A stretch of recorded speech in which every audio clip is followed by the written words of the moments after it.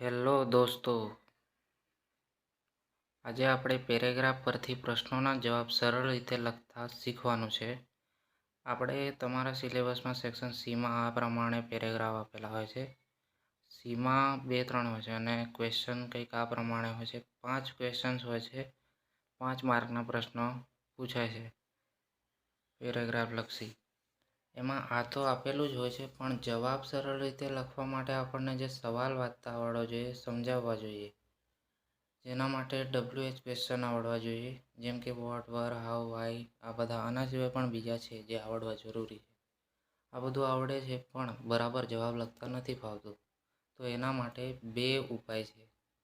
દરેક પેરેગ્રાફમાં પ્રશ્નોના જવાબ ક્રમશર મળી જાય છે, આડા અવળા નથી હોતા. તો પહેલી 2-3 લાઇનમાં પહેલા પ્રશ્નનો જવાબ હશે અને એમ જ આગળના ક્રમ પણ ક્રમશર હશે.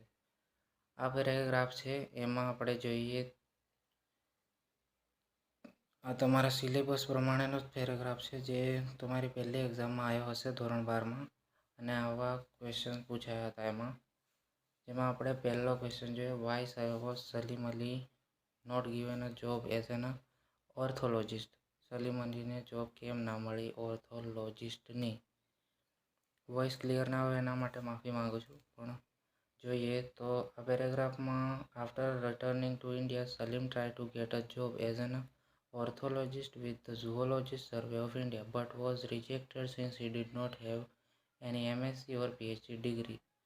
તો સલીમ અલી જોડે MSc અને PhDની ડિગ્રી નથી, એના માટે તેને રિજેક્ટ કરવામાં આવ્યો. આ આપણો જવાબ છે. જેમ જણાવ્યું હતું એ પ્રમાણે તમે આ રીતે લખી શકો છો કે Salim Ali was not given a job as an ornithologist because he did not clear MSc or PhD degree.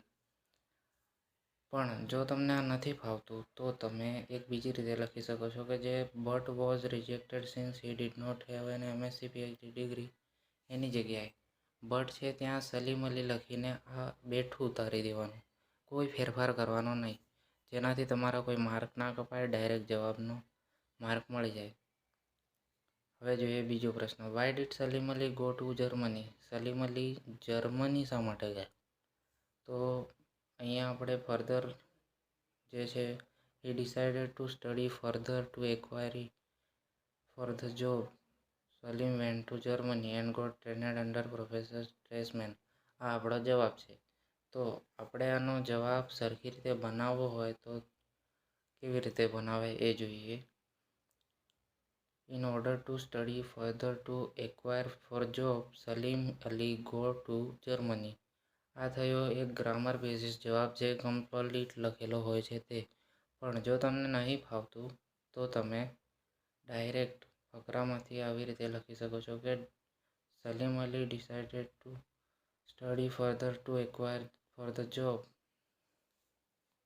જેમ આગળ જણાવ્યું એ પ્રમાણે જ આખું બેઠું ઉતારી જ દેવાનું છે, જેનાથી તમારો માર્ક ના કપાય. હજુ આમાં સમજ ના પડી હોય તો તમે કમેન્ટ કરી શકો છો. બાકી આગળ તો ઓલ ધ બેસ્ટ તમારી એક્ઝામ માટે, જે નજીક જ આવી ગઈ છે.